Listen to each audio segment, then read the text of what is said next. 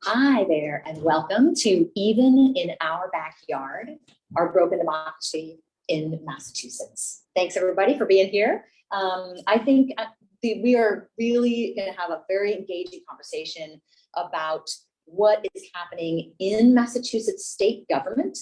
And I hope that people come away from here understanding more about how Massachusetts state government works than maybe you ever wanted to know. So I really appreciate everyone being here and all of those as well who are on watching live and maybe watching after the fact. So I'm Anna Callahan from Incorruptible Mass, and I am here with former state rep Kathy Teahan. You go by Kathy, is that right? Yes. Wonderful by Kathy, who was a state rep for 10 years. And I'm also here with Jack Stanton, who is a candidate for state rep right now, someone you could vote for.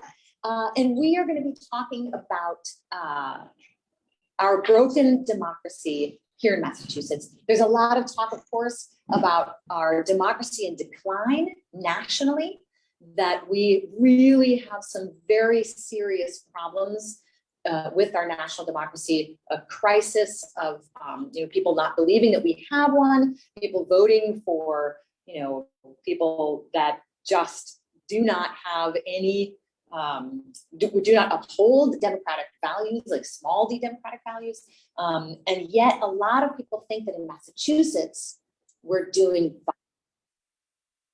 fine.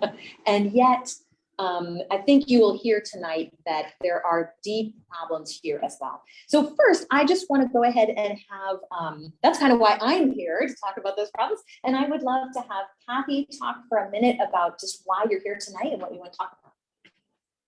Thank you, Anna. And I'm here basically still working on political issues because of my grandchildren and everybody's grandchildren. I just turned 75 a couple weeks ago, and I am with a group of people my age who said, why don't you slow down and take a break? And it's because it's important for all of us to do what we can.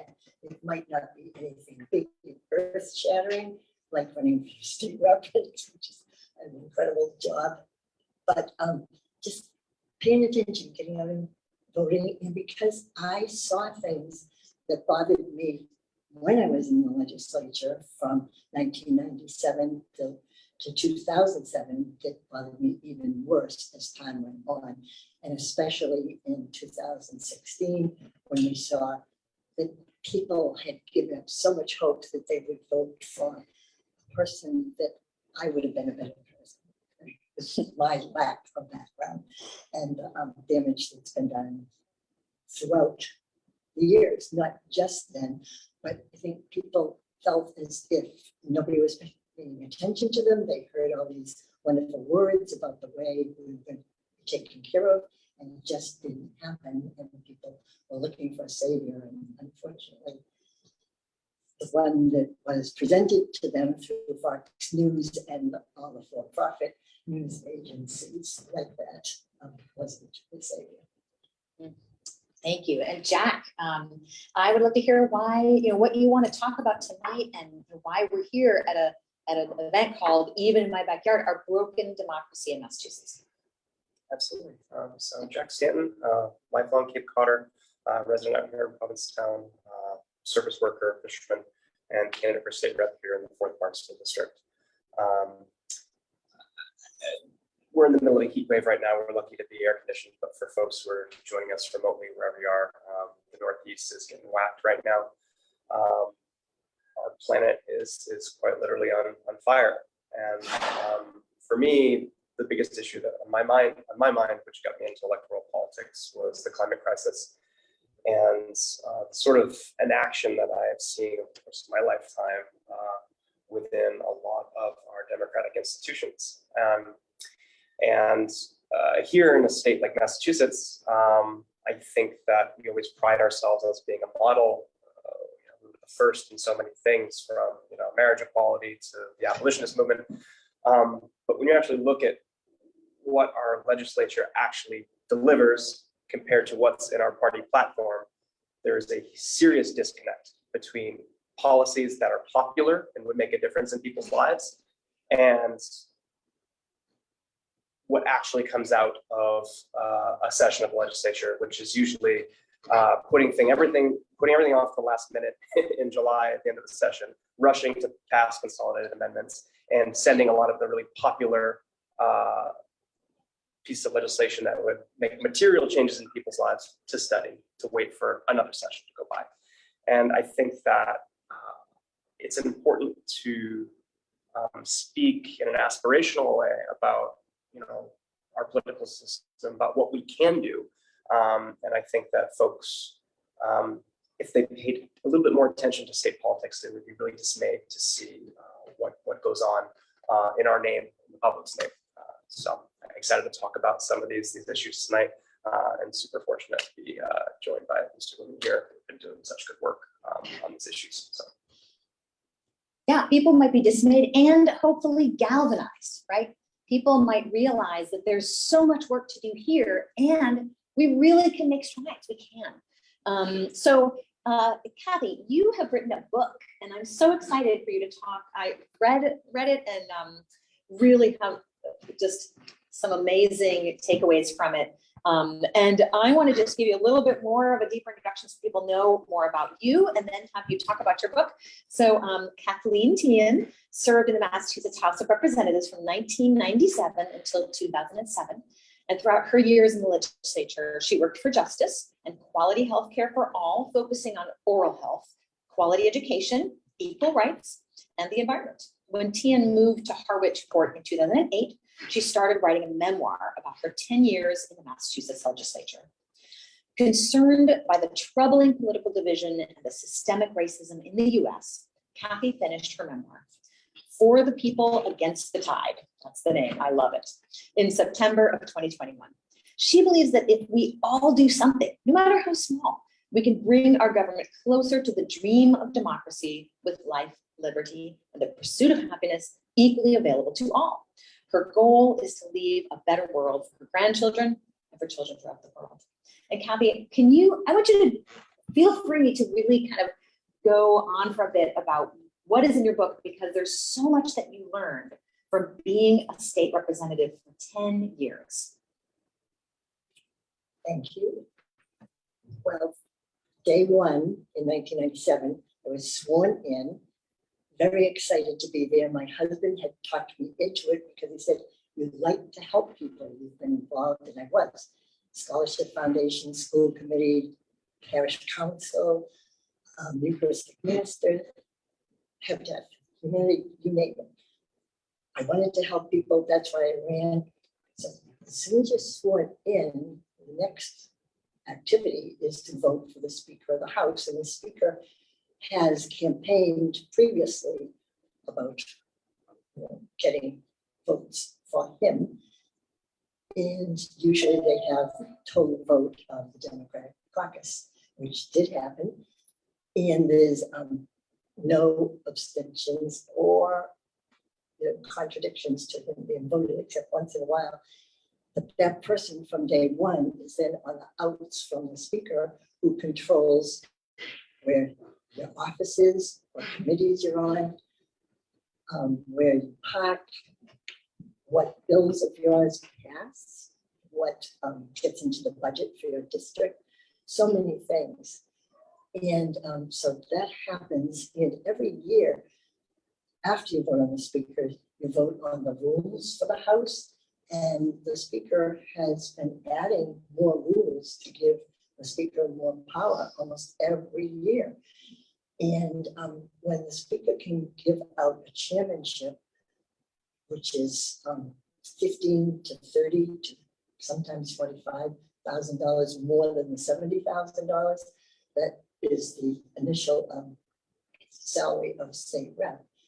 People don't want to lose those, and so everybody, after they voted for the rules, which we do, because if you don't vote for the rules, it's showing a lack of confidence in the Speaker. So the Speaker has this incredible power. And when I was elected, I thought, and my husband told me, you like to help people. Being in politics, you'll really be able to help people. Well, I could do a lot through constituent service and working on items such as oral health for children at the time and oral health for adults. But I saw so many things go by the wayside that really would have made a difference in the quality of life for everybody. So it was quite a surprise and disappointment to me to see the way it actually ran. And sometimes when I would be upset about what was actually happening, some of the reps would say, don't worry about it, it's only a movie. This is not only a movie, this is affecting people's lives. This is supposed to be a democracy. And so one of the first things that I told you about that I worked on was the oral health for children. And I had an amendment in my second budget, and it was to include the insurance payments for children's dental care and in the Mass Health and in the CHIP program. So I had gone around to the 160 reps, and I had over 90 people sign on to my amendment. And when it was about midnight the night we were debating this $24 billion budget it was in that time, my amendment came up and I asked to be recognized by the speaker. And when I did that, he gavelled the session to be in recess and called me up to the rostrum. And he said, oh, our Ways and Means Committee doesn't think that this is a good amendment and we're not going to be passing that. What do you mean? Because I worked with people that had all the background information about the impact of this on children's health and on their future lives with their teeth. And so he told me to talk to the Ways and Means staff. Did that, still didn't change my mind. Then the speaker called up the chair of the healthcare committee that I was on, and I really respected her. And she told me that I would be spotting my colleagues if I called for this vote, because people sign on to bills and then if their constituents think they're going to vote for them, but the speaker doesn't have that in his plan and agenda, and the speaker votes red, they have to choose whether they vote green with you in your amendment or red with the speaker. And you can only do so many red votes before you're out of your chairmanship and you know that you're not going to be getting what you need. So that was my initial shock of what was going on. And later on, there were other things that happened. But to know that we had that power, we had the money, and we could have been doing so much more. And I loved every single day that I was in the legislature, because it's a place where you meet incredible people, you learn so much. And the reason that I left after 10 years was because the more you helped people, the more people called on you for help, and the work just piled up on our office floor. And my one aide and I, which was all I ever had in my 10 years, couldn't keep up with the work, while at the same time there were people who were in other positions that really didn't have to do any extra work, but they received a chairmanship salary and a second aide. And it just didn't make sense that, you know, a person who really wanted to help. I also, when I ran and just throughout life, I was basically an introvert, even though I was a teacher. I didn't like the limelight. I didn't like public speaking at all. And but I found out in the legislature, we need a lot more listeners than we do speakers who can get up and talk you into thinking that everything is fine and dandy and change the language to make it seem a lot better than it was.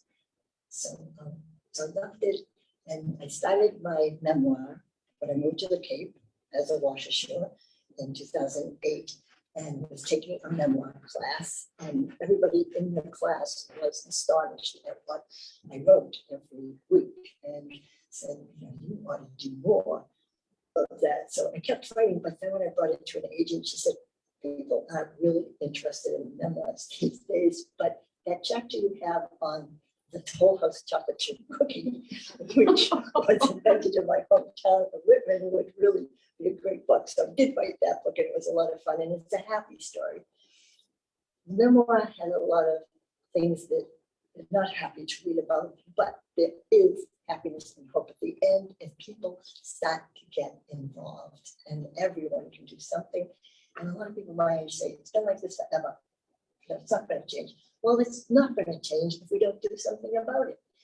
And in spring of 2021, while I was working on just the final edits of my book and the book design, Jack Stanton came to our town committee meeting in Howard, and he was talking about all the things that need to be improved in the House of Representatives to bring the power back to individual representatives who are there because they were elected and they're being paid good amounts of money, and they don't have the power that they're given from their constituents. So Jack was talking about all those things, and the more I got to know him, the more he said, we need 160 Jack Stantons, and there aren't bad people in the legislature, but it's a broken system and it's a vicious circle that if we don't do something, it's going to continue going, and things are not going to be improved. Absolutely true. Thank you for writing the book. It's amazing. I really recommend it to people. For the People Against the Tide. Check it out. Get it on Amazon, other places you can get a copy of it. Yes, it's great. Jack, I want for everyone here to hear a little bit more about you, why you're running for office, what your background is, what sort of brought you to this place, and what you want to do when you get there, right? So Jack Stanton is a 30-year-old Provincetown resident running for state representative to serve the working people of Cape Cod in the Massachusetts House of Representatives. He is a service worker, a fisherman. I always like to say a lobsterman. Just sounds so Massachusetts, you know. And a progressive committed to fighting for the long-term health and future of our community. Jack is organized locally and most recently was a volunteer with Act on Mass, who is, by the way, co-sponsoring this event. Thank you, Act on Mass. And for Act on Mass's People's House campaign for greater legislative transparency, as well as an active volunteer for Bernie Sanders' 2020 presidential campaign. He is running to give workers a greater voice in the halls of power, as well as to fight for the progressive values that this community holds dear at a moment of unprecedented urgency. Jack, tell us a bit more about you and about why you're running and what you'll do when you get there. Sure. Thanks, Anna. Thank you, Kathy, for talking about your time in the legislature. So I kind of got to electoral politics about 4 years ago when I first moved back home to the Cape. So I grew up here in Cape Cod, moved here when I was 6 years old in the town of Sandwich. So technically I'm a wash ashore, but I've spent the majority of my life here on the sandbar. Grew up in a union family in a small town and had a really, I think, privileged upbringing, an idyllic childhood. And, you know, growing up in a community where people looked after each other, and there was this sense that, you know, neighbors would take care of other neighbors. And that was the sort of childhood that I grew up with that informed a lot of my values and a lot of my politics. I went on to school down in DC, studying international affairs, and very much wanted to have an international career, which would take me away from the shores of Cape Cod, just because I knew it was a big world out there. And, you know, for the early part of my 20s, and most of my academic career, I was working pretty much exclusively in international settings. So I graduated in 2014. I worked at the World Bank, which you know, was in the office of the vice president. Eventually worked under the managing director, and eventually got a posting overseas in Southern Africa, where I was doing monitoring and evaluation work for research consultancy in Mozambique. Enjoyed the path that I was on. I had a dream career. I was living an expat life, you know, doing work that was informing a lot of like the aid programming that was going on overseas. But when you spend time outside the country and look at what's going on from the outside, it changes your perspective on things. And as someone who was, very much enthralled with the Sanders movement in 2016, seeing someone who, was honest and forthright and, had, deliberate values and policies that were going to make a difference in people's lives really, really excited me as a young person. Spoke to an aspirational future that, I hadn't seen the Democratic Party in my lifetime actively put their money where their mouth was and trying to deliver those policies. And then seeing someone like Donald Trump getting elected was like a punch to the gut. I was one of 2 Americans in my office, and I remember very vividly the day after the election, people were whispering around the office saying, what's up with Jack? What's up? He hasn't said anything all day. And I'm a very outgoing social person and was very chatty around the office. So, people could clearly see the problems that, yesterday was the US election. So I lived with that for about a year. And in late 2017, I made the decision to move back home to Cape Cod and get involved politically at the local level where I thought, I'd be able to make a difference. A lot of the work that I was doing overseas was, tied to climate in some way. A lot of the programming that we were working on was in response to climate-induced drought, which has been an enormous problem in Southern Africa. And then understanding, the climate impacts that my home community was going to be facing. It made me want to do something about it because over the course of my entire life, I've heard people talk about global warming, climate change as a problem, and never saw concrete actions being taken to the scale of what scientists say. So I moved home in 2018. I ran for state rep against a sitting Republican in my home community. Came up short, but learned a lot in the process and really enjoyed that action of getting out into the community, knocking on doors and talking to people. Remained involved as time went on. I was a volunteer with the Sanders campaign. I was a volunteer with Act on Mass. I've helped with various small political efforts locally. And during the pandemic, I ended up moving out here to Provincetown. It was a weird time for, I think, everybody. And my best friend, who's in the audience tonight, and I surfed quite a bit together over the course of that period of time. And I was driving out to Wellfleet and Truro, the Outer Cape, with increasing frequency. I was also fixing up my sailboat that spring. And one thing led to another where I ended up getting a job out here in Provincetown and ended up moving on board my boat and kind of making this place home. In my time volunteering with Act on Mass, that's how I got to meet Kathy and get to talk about here in Massachusetts some of the systemic problems that we're facing.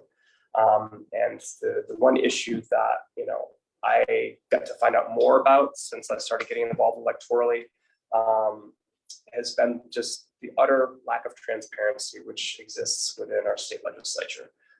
Earlier, I talked about the enormous veto-proof supermajorities we have, and this bold agenda that we have at our party platform. And yet, session after session, don't deliver on these things. Well, there's a reason for it. And a lot of that has to do with the rules that the legislators set for themselves, the sort of culture within the building, which really reduces the agency of rank and file members to be able to do their jobs, which is to advocate for the communities that they come from, the issues that are impacting their communities, and for an agenda that's going to seek for the policies that are going to pursue the public good here in Massachusetts. And so in a state house where you have the Speaker of the House that has all the power, reps that don't even have time to be able to read what they're going to vote on, committee votes being taken in secret where popular pieces of legislation just go to die and then try and find out why that happened.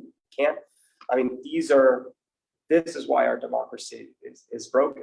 And so I think it's important to be working with individuals and organizations who are going to talk about a lot of these problems, because I think it's just an education issue. Most folks aren't aware of how broken our system is in Massachusetts, number one, and B, aren't aware of what we could have in Massachusetts only if people paid attention and expected their elected officials to conduct themselves in a certain way, which is why I'm thrilled to be here tonight with Kathy, who is someone who has the lived experience as someone who served in the legislature and dealt with a lot of these cultural problems within institutions and speaking out about changes.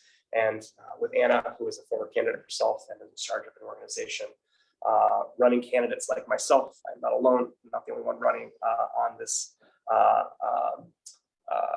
platform of trying to get progressive issues and rules reform at the top of the agenda this cycle.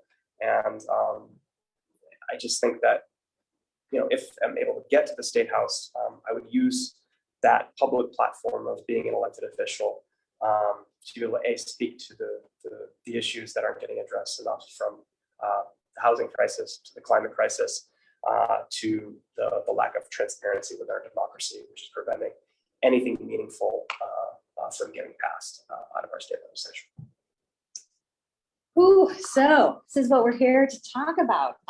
Wonderful to hear about your background. I actually didn't know all that international work that you did. That's amazing.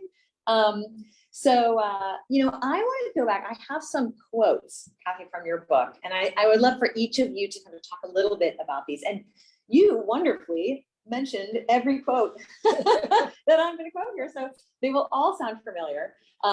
Before I do that, I always like to just rephrase transparency a bit, because sometimes that word sounds a little vague. So in Massachusetts, there is no way for you, for me, for any of us to know how our state reps vote on bills, because they have voted to make all their votes by default secret. Now, we do, right? Some people are like, just like, So that is what we mean when we talk about transparency, right? And yes, do we get a couple dozen votes each, a dozen or 2 dozen votes each session? We do, and often those are the more unanimous votes where there isn't a lot of dissent. But the ones that are controversial, either they never come up, or the vote never happens, or it's in committee where there, this basically is the vote, or we don't know the voting. So that's the transparency piece that we're talking about. And it is, by the way, incredibly unusual. The vast majority of states in America, the state legislature is under public records law. So they can't, there is no option to not let people know how you vote. That's just the law. So this whole rules reform thing is about, the fact that we don't, we're unlike almost every other state in the whole country. We allow our legislature to vote, to keep all their votes secret. Kind of crazy. So to your book and to some of the things that you talk about, and I want to highlight a little bit. So this first quote, and I'm going to read a little bit of it. A vote against the rules. And you were saying that the very first thing that happens is you are sworn in as a state rep. And then you have to vote for the speaker. And usually there's kind of only one choice, right? And then you have to vote for the rules, which often include none of our votes will ever be seen by anyone, right? Amongst other things, you also mentioned giving the speaker more and more and more power. These are the rules that you voted on first. The very first thing you ever vote on as a state rep is the rules. And here's what you said in your book. A vote against the rules is viewed as a lack of confidence in the speaker. And as a result, you begin the year on the wrong side of the speaker. Representatives want to be viewed favorably by the speaker because the speaker has tight control over the House of Representatives. He decides upcoming committee assignments and pretty much what gets into the budget, what bills come before the House for a vote, and which bills pass. The speaker also determines the number of aides each rep has to assist with committee work, the annual budget process, district needs, constituent services, parking spaces, office locations. The choicest offices overlook Boston Common, the least desirable spaces have no windows and very little work area. So talk to us for a little bit about that, what effect does that have on people? That the very first vote you do is one that sort of determines whether the speaker is gonna give you a bunch of stuff or not. Well, when you go in as a new rep, you really don't understand that that's going to happen so much. And the book is quite thick. It's small in length and width, but the depth is very thick, small print. And you are so busy with other things happening that you don't even always get a chance. I had one friend who was a rep from the South Shore who really got into reading the rules and learning the rules, and you could ask him anything about it. But most people don't have a lot of time to go over. So it's pretty sad. And plus, when you're new, you don't even think, well, these are rules. Like when I served on the school committee, we have rules like Robert's Rules of Order, the way we run ourselves, and you just assume that that's the way it's going to be.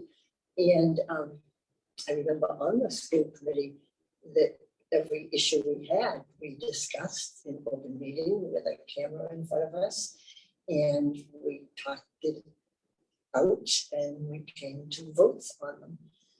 And in the committees that I served on, like state administration and public health, we had hearings, and people would come in from all over the place, and people would really express what was in their hearts and in their lives, for people with ALS, people who had Lyme disease and were suffering horribly, people with all kinds of things. And so you listen for hours and hours to what they're talking about. But some reps don't even show up because they really don't care that much. So there aren't always people throughout the whole meeting there. But when the committee chairperson, and if there's an assistant chair, work with the speaker to see which bills are actually going to be passed on to the next step, which will be another committee that looks at it. It might be Ways and Means, or it might be Committee on Rules, or Committee on Bills and second reading and third reading. And at that time, while they're looking at things as an individual rep, you can talk to them privately about what rules you want or don't want. But when we actually come to vote in the hearing room, you get a sheet of paper which has each bill, but the committee chair reads how it's going to either pass or fail. So we don't discuss it in an open meeting at all for people to hear. And it's decided ahead of time, and you can speak up and say, I dissent on this. But other than that, nobody knows what you voted on. And it's so many things are bundled together too when it comes to the big bills. Like recently, the bill that was passed, which I was looking at because it's so important to our families and our economy, is the early childhood care and education bill. And they passed it in a large bill, but they tied it to the monies that would come in from the new lottery's ability to do online betting on other things. So there's no definite money source. It all depends on how much money comes in from that betting, and who knows how it's going to determine after the winnings and the lottery system is paid and stuff. So it's just not enough clarity on those things and openness, and people can tell their constituents that they're supporting that. And I worked for it, but it actually went to a study, which most bills go to studies. And it can be real studies, but the majority go to studies instead. So it's not good, and not the way school committees work in our districts. And just to put a point on it, having to make this decision on am I gonna please the speaker or am I gonna make the speaker mad at me? The very first vote, how quick do you think that affects state reps' like ability to sort of, you know, make their own decisions? Yeah, it's pretty scary because you're there needing to help your district get as much funding as it can. Some things are by formula, like the education and highway, but there's all these other things that come up, like emergency kinds of problems with the weather or the storms that have happened, and those kinds of things. You also have hospitals or other needs depending on your district and how much attention that you will get for that funding and for bills like local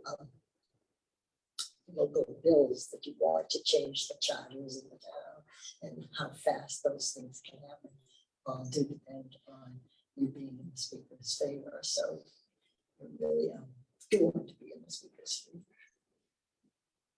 And I really want to get to Jack, but I have just one other little question for you.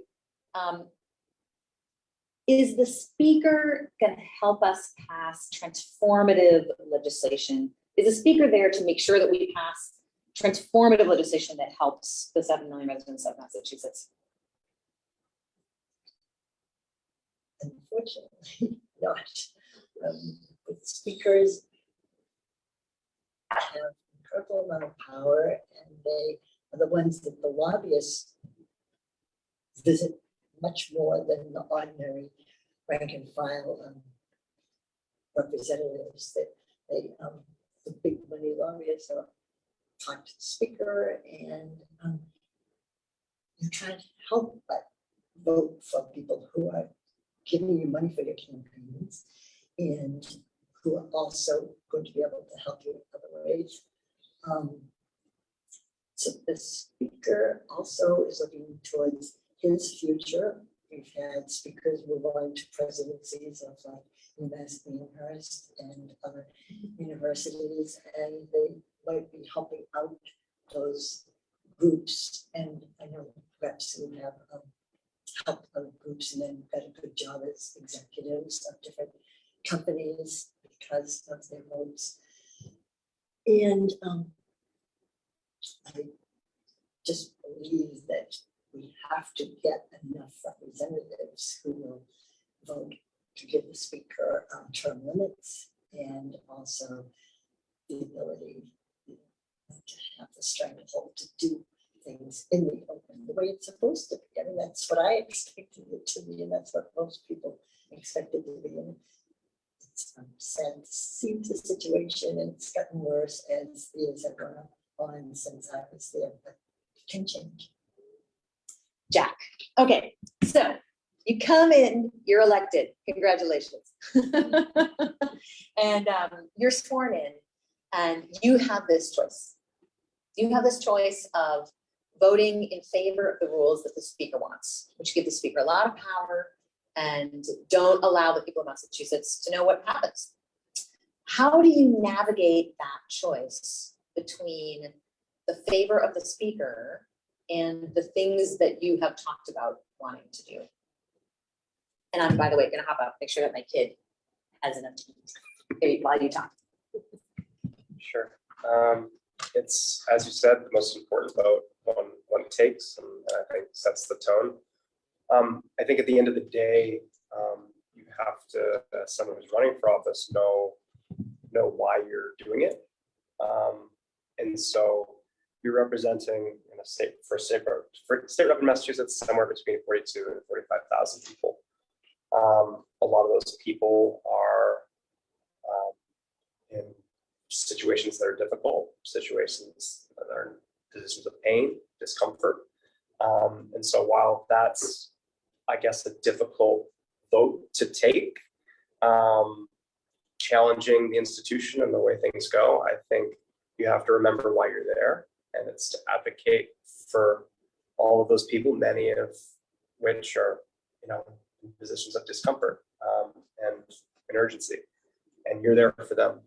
And at the end of the day, these public platforms have agency to them.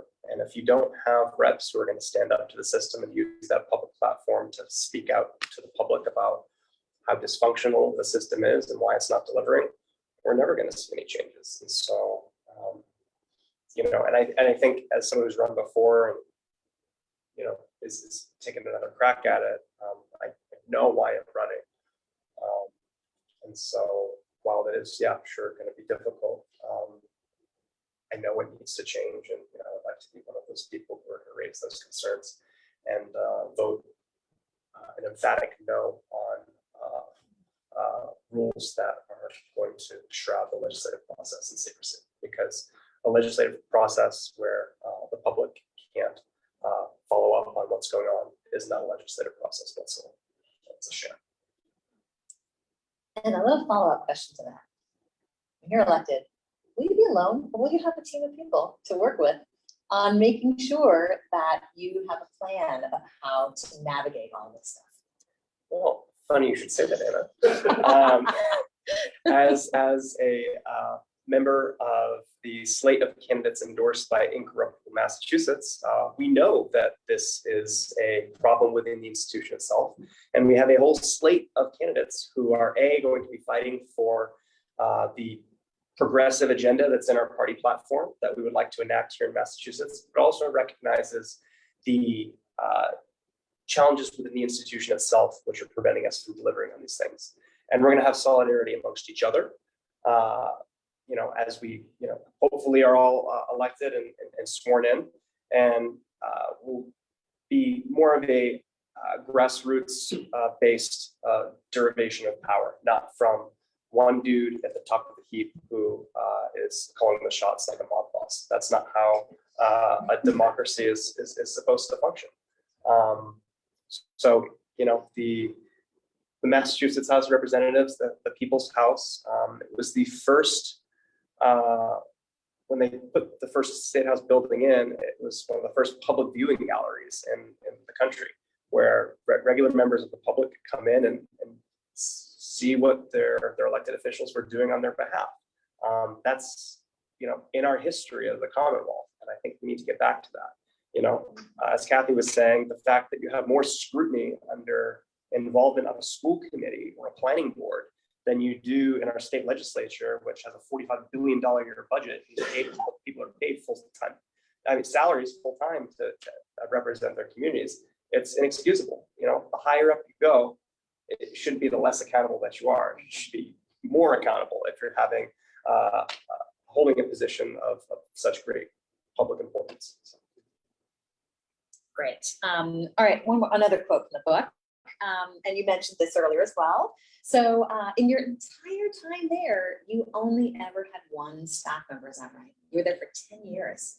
So in your book, you say, I reached a point when I could no longer keep up with the important requests coming from my constituents, even though my aide and I worked hard at it daily. An additional aide would really have helped. The speaker had given additional aides in return for loyalty. I guess I wasn't among the loyal ranks. So I think people don't understand really what constituent services is. And can you talk a little bit about how sort of what you talk about is your whole motivation for going there? It's really helping people, but how having an aide or multiple aides, what are those services and how that can really help you accomplish those? Well, people call you because of housing needs. Elderly people may be trying to get into the public housing in your town. People might be looking to get their teacher's license that they've already passed the test for, but somehow got lost in the pile at the office. All kinds of things. People who have cancer and looking to get their disability checks while they go through treatments.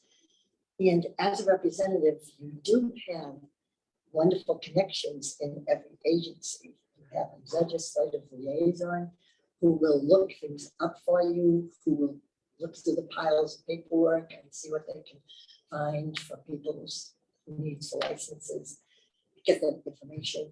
So we can do a lot for individuals. People don't know that you can do that.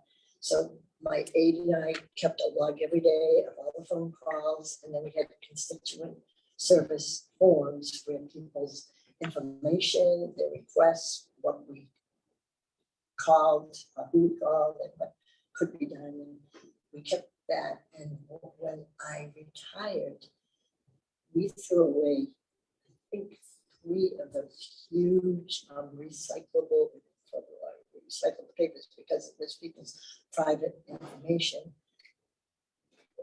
into those huge bins, because that's what we had done year after year.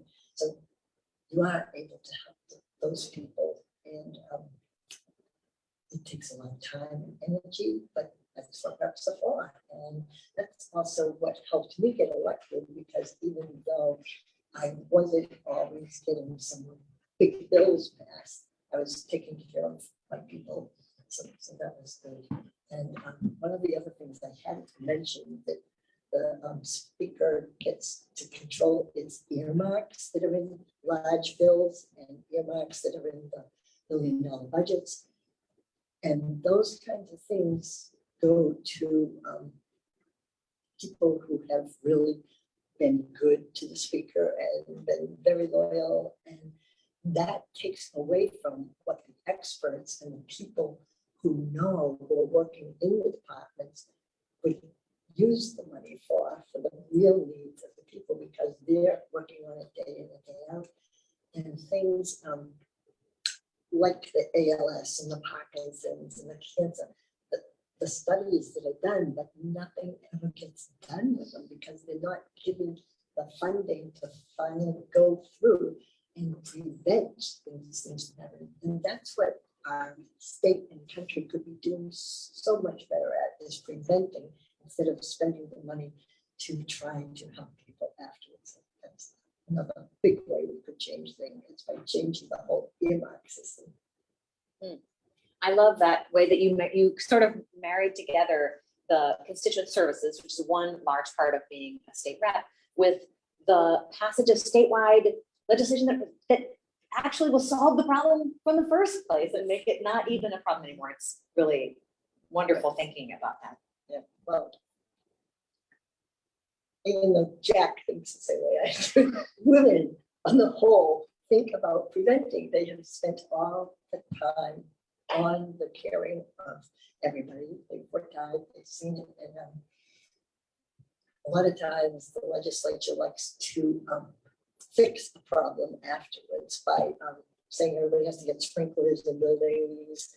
It not only helps the sprinkler companies, but it sounds like a wonderful thing that's going to happen. And to put out the fire instead of preventing it, like having better foster care for children, so that that young woman who was in the warehouse in Worcester that had a candle, because she had no home and she was there with her boyfriend, and the warehouse burned down at 8 firemen in Worcester.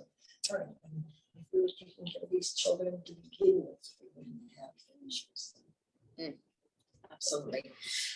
Jack, so the whole question of having staff, Kathy was just saying how it's first of all, a huge way that you can help your constituents. It's also helps you get reelected. I like how you added that in there, because people know who you are and they know that you help them.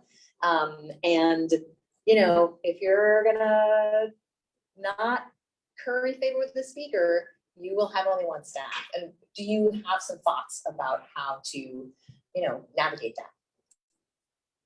So, I mean, this is something I do want to do full time. And so 110% is going to, go into, doing that job. But, as a candidate running with Incorruptible, we have a strategy for that, because we know that candidates who are fortunate enough to be elected on the slate are probably going to be getting basement offices. It's a big party down there. Looking forward to it. And are going to, have reduced staff, even with, a couple of years of seniority on other folks. And, we've talked about, through Incorruptible, about providing resources for our legislators who need, help with their casework, with all people who are going to be able to volunteer and be able to help with that, and so we can help each other with each other's casework. I think, Kathy, I know you had mentioned how that was why you left the legislature. You loved your job and what you were doing, but your caseload got to be so high that you decided not to run for re-election, and that's a damn shame. If you're doing a good job and serving your community, you should have enough staff to get through the casework that your district requires. There should be no set amount of money on that. And while we're talking about staff, there's a unionization drive going on with a lot of legislative staff right now who are underpaid and overworked. First of all, I fully support these state house workers who are trying to unionize. It's funny, I was waiting on somebody's table a couple weeks ago, and we were talking about how the state doesn't deliver things, and how it tends to waste money on frivolous things. And this guy starts to go on this tirade. He's like, yeah, and all these state house workers, they want a union now. And I was like, well, sir, did you know what they make a year to live in Boston and the amount of work that they do? I said, they do all the work that the reps do. I said, these are people that are making like $42,000 a year to live in Boston and are working, 60 to 80 hour weeks. That's absurd. I said, all they're asking for is to be paid, what they're worth, some basic measure of dignity. And I said, with a state with a $45 billion a year budget can at least ensure that all of our legislators have adequate amounts of staff to what their constituencies require, and that they're paid fairly. Is that too much to ask? And goes, no, never thought of it that way. That makes a lot of sense. You changed my mind. Right on, brother. So. And just again, for a little bit of context, most other states have a body of lawyers that are paid by the state to basically help the legislators read through the bills and understand what's going on in there, because not every legislator is a lawyer, right? That's background. And in my opinion, they shouldn't all be lawyers, right? There are other things to be done as a legislator aside from read law, write law. And so most states do have that. And in Massachusetts, that was ended. Wasn't there one and then it was ended? Do you remember the history of that? I thought there are lawyers in the different committees who will help you with information, but they don't read over the bills and write a synopsis of what's in it for you to find, and you have to ask them specifically what you wanted. But we did gather as a group of women with some of their aides who are lawyers on the same lawyers and go over things. And that was helpful. Yeah, but my understanding is that other states really do have these just groups of great paid lawyers that are there available to help write legislation, help read through legislation, and we don't have that in Massachusetts. And other places have more aides for legislators, so it is quite unusual. And on this question of how much we pay the staff there, which is extremely low, almost $2 million a year is paid out at this point in the 93 stipends that are added to state reps' salaries, paid basically by the speaker to the people that the speaker chooses because of their loyalty to the speaker. So our tax dollars, like over $1.9 million a year, goes not to the staff and not to getting more staff, which is really needed, but instead it goes toward this system of favoritism from the speaker that allows him to control what bills can pass and what bills can't pass. Very unfortunate. So I would love it. I don't know if anybody who is listening has been sending in questions, or if people here have any questions that you want to ask of either Kathy Teahan, who was the state rep for 10 years, or of Jack Stanton, who is running for state rep and has all sorts of ideas about what he wants to do in the legislature. But please do think those questions up as soon as you have one. Raise your hand. Or put something in the chat if you're watching online. We're going to vamp a little bit. We have a question already. Excellent, from the audience. Wonderful. Should we run the microphone out, or I can just repeat it probably? Yeah, feel free to. So I'm a water wastewater commissioner in my town in Harwich, and we have to abide by the open meeting law. And we also need to do the state, Ethics file. the ethics, yes. And so when I was doing one of the ethics, not just the video, but an actual in-person video, a Zoom, I asked the people running the program, does the state legislature also do the open meeting law? And they said, of course they do, they wrote it. So I guess my question is, how is it possible for them to write that elected officials throughout the state and volunteers that serve, appointed volunteers have to abide by this? There must be some rule that they're breaking of. Wow, I should have totally handed you the mic. I will do my best to, no, don't be sorry at all. I'm sorry, I should have handed it to you. So a wastewater commissioner from Harwich is here asking a question, saying that you were filling out you have to follow open meeting laws in that commission, and you also have to file ethics forms, right? And so you were talking to the people as you were doing these ethics sort of Zoom calls with officials from the state and asking whether state legislators have to follow open meeting law. And of course, with this discussion, it doesn't jive at all, right? So your question is, how can they, what rules are they breaking? What's going on? Isn't there an ethics? Don't legislators need to? Don't legislators need to follow those open meeting laws and file those ethics things? I'm gonna let Kathy take this one. Yes, there are the ethics laws, like about conflict of interest and voting on your personal companies and finances, money, things like that. But you don't see a lot of people recusing themselves from things that I remember. When I was there was a vote to prohibit smoking in public buildings, and the State House was exempt. So people could still smoke at the State House. So I don't know. The backfilled rooms, right? As they're making all of these How did they have smoked over there? But they can't smoke.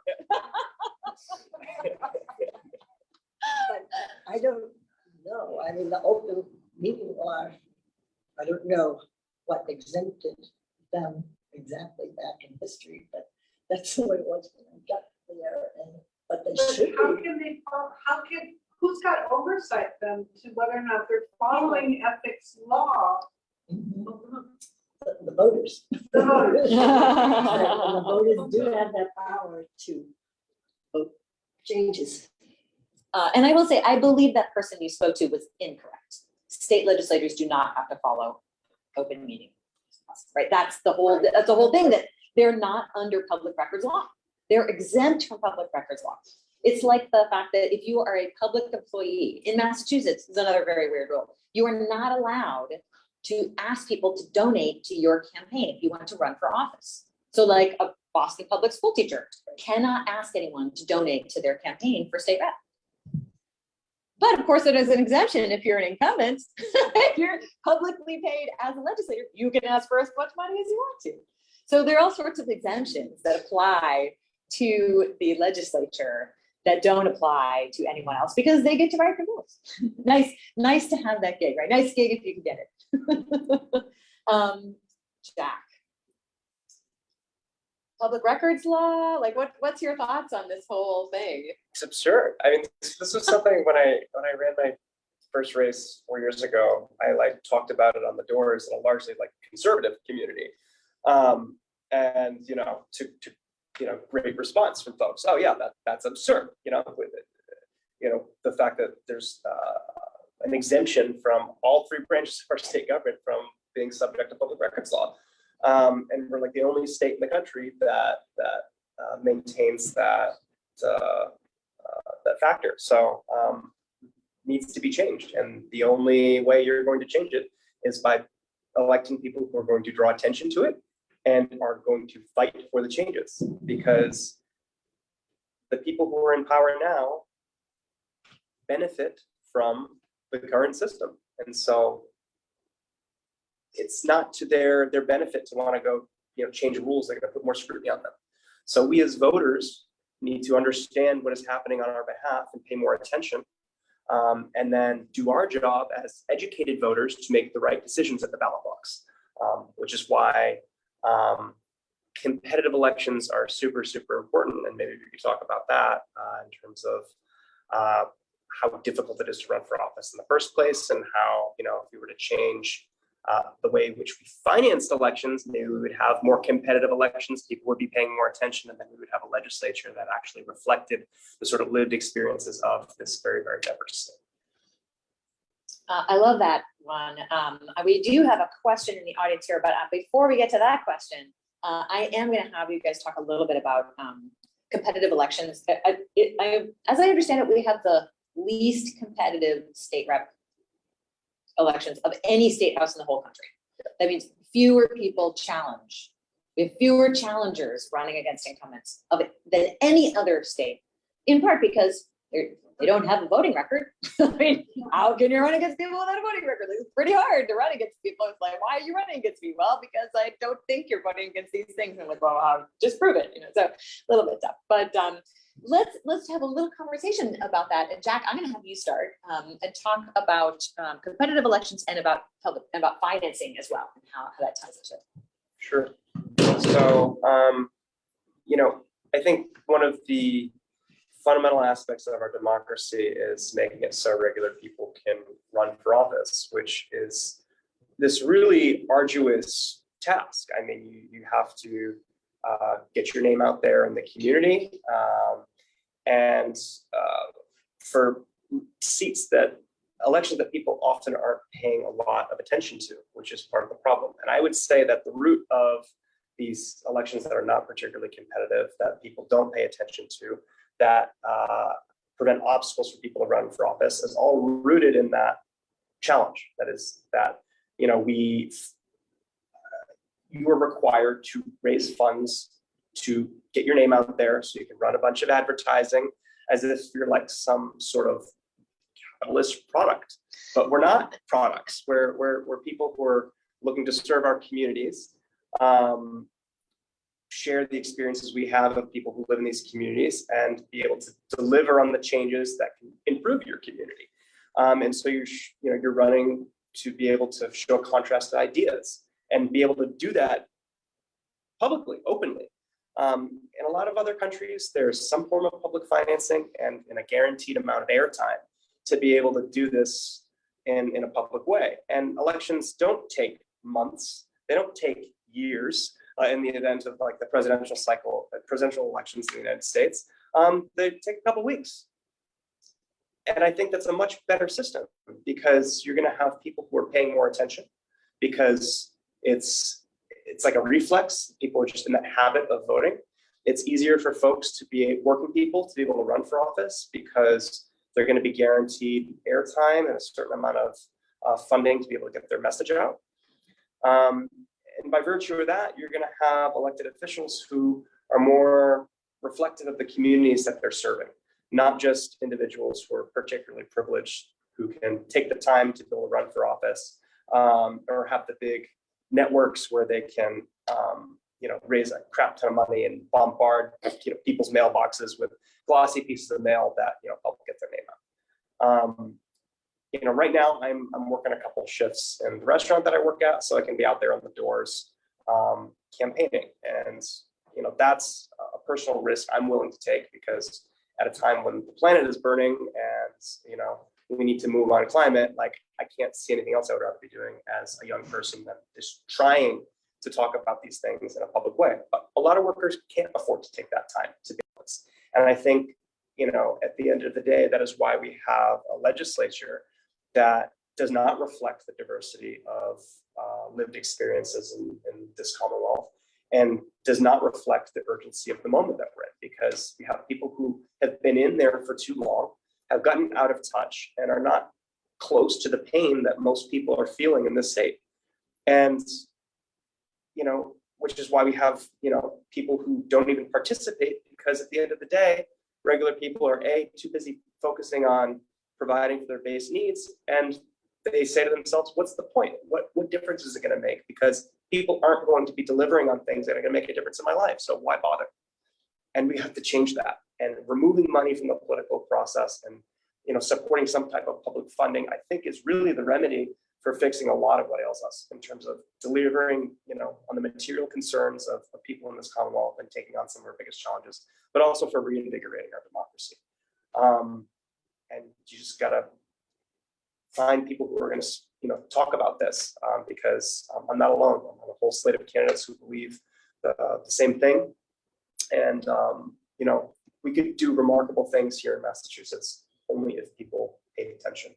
And we had people who were willing to run and talk about things in an aspirational way. Great. And Kathy, we were talking earlier, and you told a story about public financing, and I think it's a really important story because first, it's about public financing of elections and what Jack was talking about and how important that is. But second, it shows how the speaker, with all the power that he has, it's always a he, has always been a he, works not to help us move forward, but works to obstruct. So can you tell that story about public financing of elections in Massachusetts? Sure, it was in 1998, and I think there were about 45 reps who were supporting funding for public education, and I was not education, public campaigns and political campaigns. And so we were working hard at it, and the reason why this came up was because thousands of signatures were collected by volunteers who wanted this to happen in Massachusetts the way it does happen in most of the industrialized countries in the world.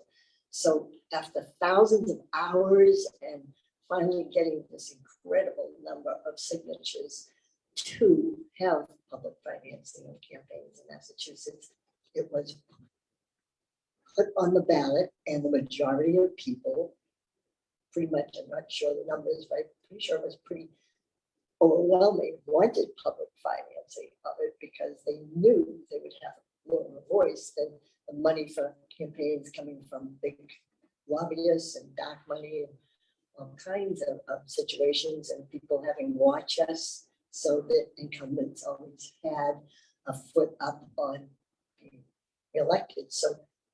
So it won. And then to change the Constitution, because this was a constitutional amendment, the legislature can work on the wording and do things to perfect it and make it really work.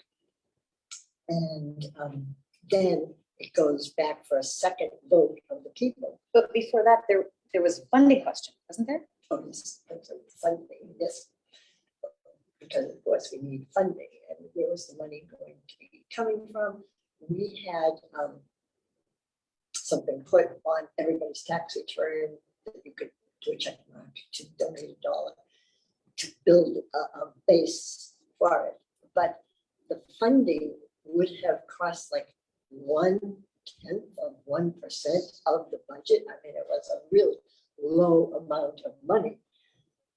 But the speaker and the legislature could not really come up with a good plan of how it was going to be funded. They said we didn't have the funding for it. I don't know if that was right after the session at that time, but they started to sell off some public properties like the state hospital in Taunton.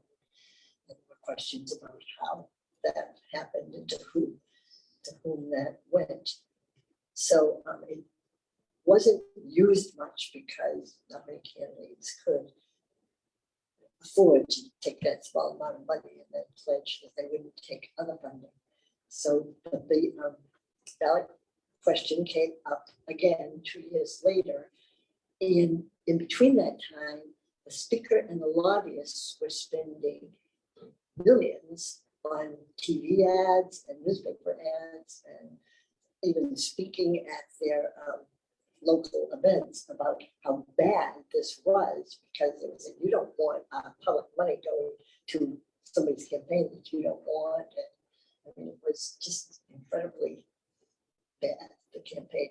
And the information about who funded this fight of the public financing didn't need to be disclosed until 5 o'clock on the night of that election. So nobody knew where the money was coming from. And it got voted down because a lot of their own reps were telling them how bad it was, as well as the lobbyists. So there is still some money that mostly state candidates try to access, but it's usually not enough to run against the people who have the votes. Hopefully we'll do it again. And we need to make it easier, and the legislature can also change laws. And don't need to go through a whole constitutional amendment, I don't think, to change political financing. Yeah, I mean, it's just such a story about the will of the people versus the power of the speaker. I know there is one questioner who has been waiting here to say something. And like, if you want to come up here, he has something to say about, you know what I want to say. Do you want to ask a question? Or just say a statement? Go ahead. So it's about the speaker, and I call him Simon Says because if he says something, everybody listens to him, and if he doesn't say something, nobody listens. And if Simon says something, everybody listens. If Simon doesn't say anything, nobody listens. What a perfect way to describe what happened. You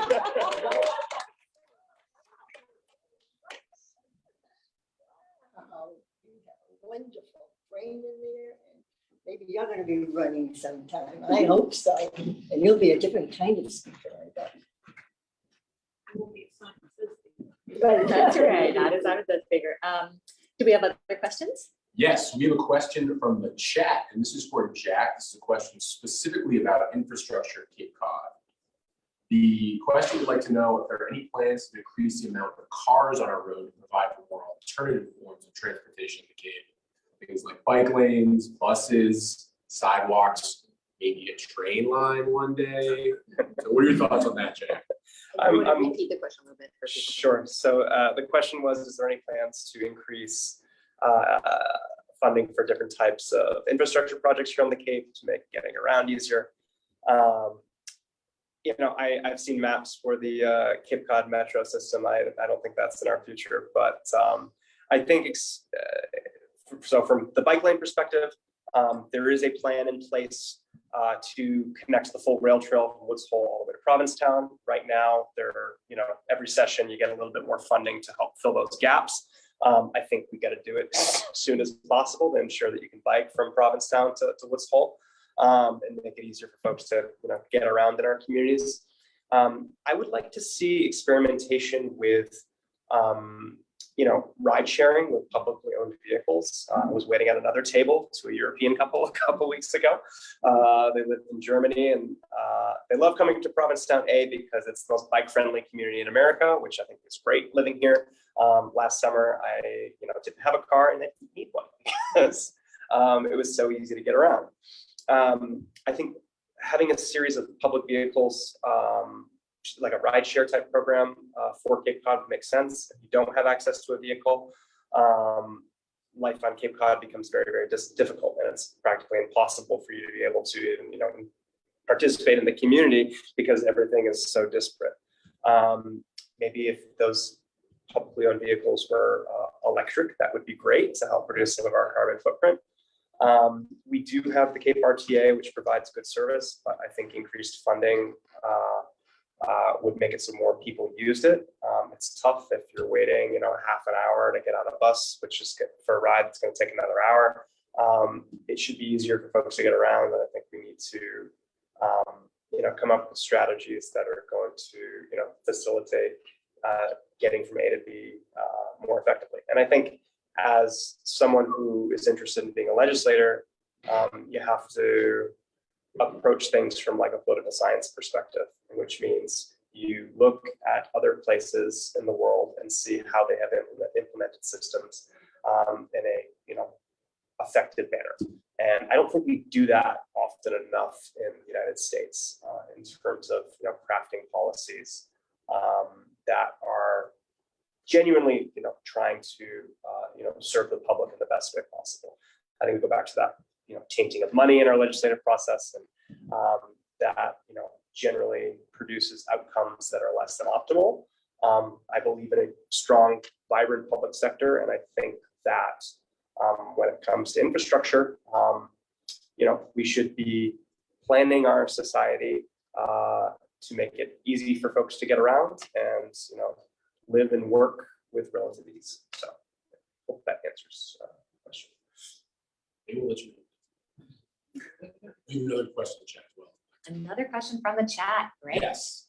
Are there any other strategies aside from lifting the ban on rent control the State House can employ to make housing on the Cape more affordable and prevent the displacement of current renters, which has been Yes. Repeat the question. So are there any strategies aside from statewide rent control which can help make housing more affordable here on Cape Cod? Yes, and there are pieces of legislation that I wish the incumbent for this particular district was championing, because they would make a difference in people's lives. Number one, I'd like to see a right of first refusal for longtime tenants of a property for when that property comes up to sale. We have this really hot real estate market on the Cape right now, where a house will go on the market and it's gone within hours, usually for cash buyer who can just buy the thing outright way above asking price. And it's gotten out of control. So I would like to see the piece of legislation passed. I don't know the exact bill number, but it would provide a right of first refusal for longtime tenants of a residence, so they can purchase that property at the market rate.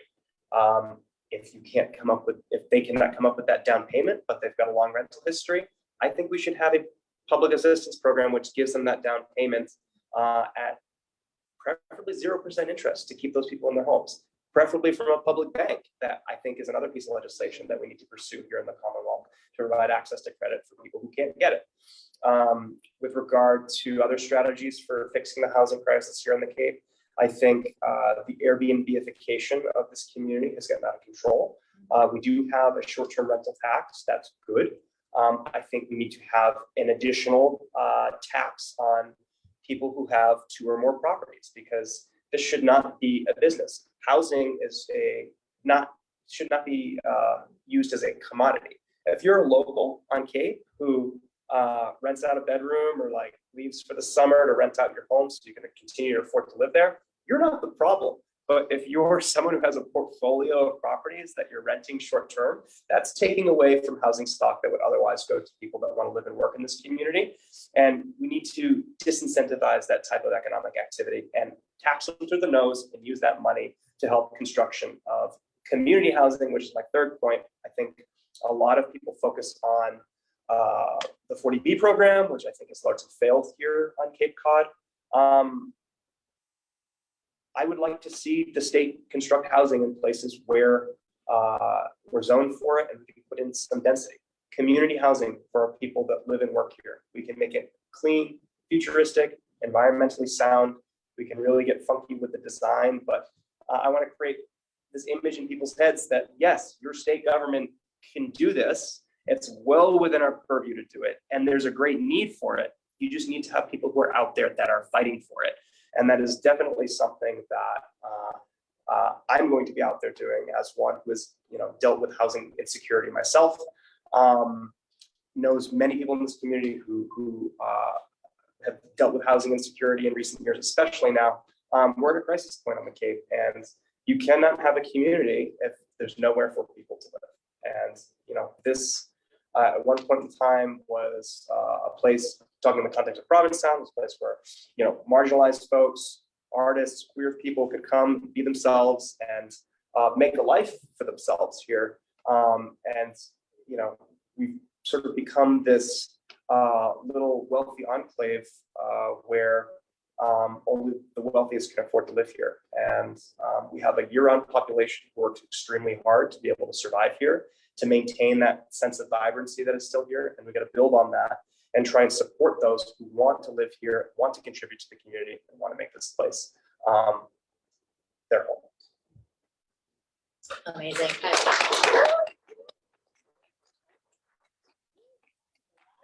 I like that. Awesome. I also can feel from you your time spent doing international stuff, because community housing or social housing is something that we don't do in America. We have public housing, which has a very particular feel because it's completely means tested. So it is only for people who are exceptionally low wage. Whereas in Vienna, I believe 60% of the housing in Vienna, 60% of people in Vienna, 60% live in community housing or social housing. And what that means is that it is, you move in when you aren't so rich, right? But you stay as long as you want to. It's beautiful, it's functional, it's a place where you're going to stay for the rest of your life if you can, because your neighbors. It's very, it's not transitory. It's people who want to live there. It's, it has a lot of great amenities. If it's your home, you're going to take care of it. It's your home and you're going to take care of it. Exactly. So it's something, again, that in other countries we see a lot of, and in America, it's a completely foreign concept. I don't know, Kathy, if you have anything to say about that.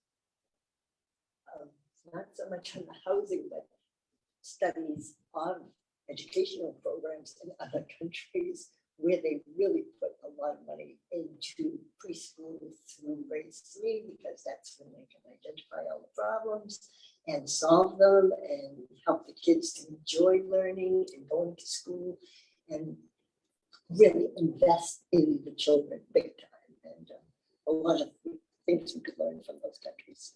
And not only investing in children, but investing in mothers, frankly, Yeah. in allowing, that's right, allowing moms to have a choice of whether they can continue their careers and grow their careers, or whether they really are forced. I mean, some people want to, and that's great. It's wonderful. But people should have a choice if they want to have a career, or if they want to stay home, fathers or mothers. But it tends to be women who suffer the most from our complete lack of childcare in America. Do we have more questions from our live audience? Ooh, we do. Excellent. You know what? I'm gonna would you pass this microphone over to her so that she can talk into the microphone? Thank you. You have, can you hear me? Yes. Do you have a plan for dealing with media to get your message out? In other words, are there any media event on the hand of it, or are they ineffective?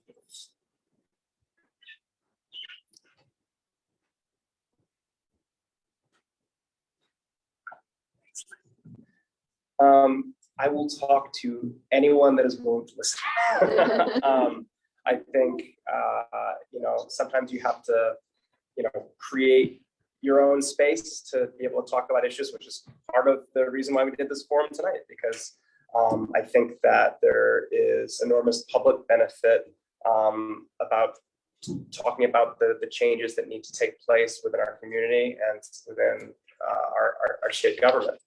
As an elected official, you have more access to that type of media because you have that type of platform and agency that comes with it. And so I would recognize that that's why I want the job the most, to be honest with you, because it is a public facing role, and that role is a wonderful tool to be able to advocate on issues that aren't getting enough attention. So, I think there is, multiple components to being a good legislator, and a lot of state reps really just focus on the legislating part, but there's an advocacy piece to it. And the advocacy piece, I think, is the biggest missing element from a lot of members of our legislature. They're so ingrained in the system and are sort of forget that, anytime any big changes have taken place, within the state government or, at the national level, it comes from outside pressure. And so I'd rather be, actively pursuing an inside and outside strategy as opposed to just like jumping into the vacuum that is Beacon Hill and getting comfortable and just working within the system, which quite frankly is not working at all right now. Oh, great. We have another question. Can you, move over to the microphone? Thank you.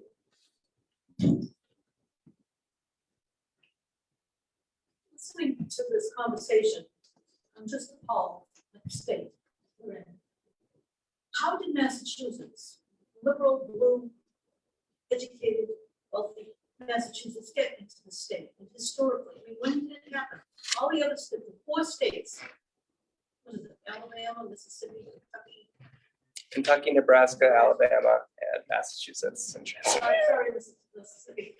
But how did Massachusetts get into such terrible situation?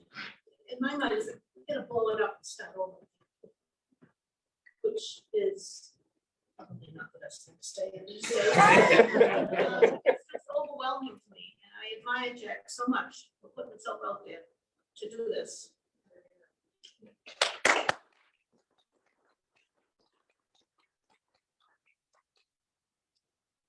I was just going to give a tiny bit of history, which is that in 1973, there were 9 paid chairs and co-chairs before 1973. And then it was raised up to 12, I think. I might be getting this slightly wrong. I don't know the exact dates. And then in the 90s, it was raised to 55, or maybe late 80s. And then in 2017, it was raised to 83 paid chairs and co-chairs. That is more than the number of reps needed to pass any bill. So these are the number of paid positions that the speaker decides and the speaker chooses based upon who is willing to vote the way he tells them to vote. And then in 2021, it was increased to 93. So when you're asking historically, like, how do these things happen? Like, that is how that one particular thing happened. It's not a transparency piece. It's more the sort of control, financial incentives that the speaker has to enforce people vote the way he tells them to vote. But that's how that one happened. And Kathy, I'm gonna pass the rest to you to talk about, like, how did we get here? I just learned from you how much it's grown since I was there. I had no idea about that, but that is sad to think 93 out of 160 are paid. What an incentive to, unfortunately, for the speaker, but it's so much too about being reelected instead of serving your people and doing common good. I was just gonna jump in and say that State Rep Denise Provost, after the 2017 vote to make it 83, she said, there will never again be dissent in the House. So sad.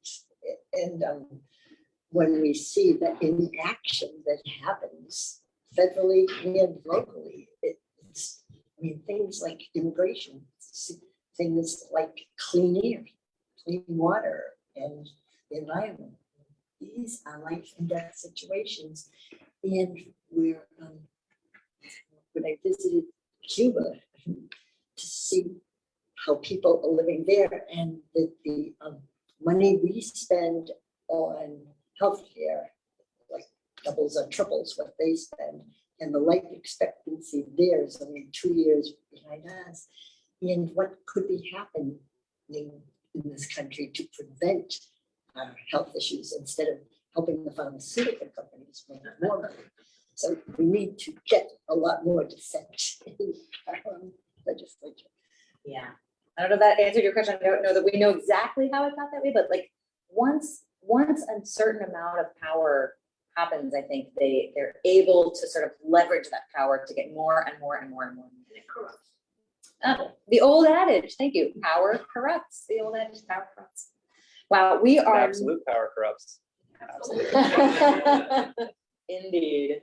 So we are nearing the end of our time together. I am so thrilled about everyone who is here in the audience, folks who are still tuned in. It's been a long discussion, but really an intriguing one. And I'm gonna go ahead and let Kathy have a last statement, and then we're gonna go to you, Jack, and have you wrap us up, okay? So Kathy, you first. Well, I see this as being an extremely important date, which is September 6th, primary date in Massachusetts. And Jack's election will be decided on that day. And we saw what happened in January 6th in this country, which was one of the saddest days in our country. And I feel in my heart that we're in a sad, sad situation, and that Jack is willing to move forward and change that situation. Thank you, Jack. And everybody get out and vote. Pay attention and vote. Thank you, wonderful, wonderful. Jack, wrap us up here, bring us home. Sure. Give us Sure. We could do a lot here in Massachusetts. We could do a hell of a lot, but people need to know what is possible here if we just paid attention more. So I have an enormous challenge on my hand, taking on someone who has been in the system for a very long time.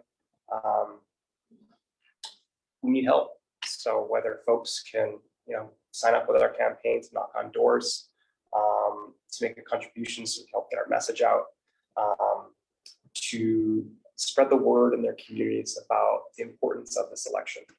This is arguably the most important election folks in this community will have over the next year. And it's going to be decided in September 6th.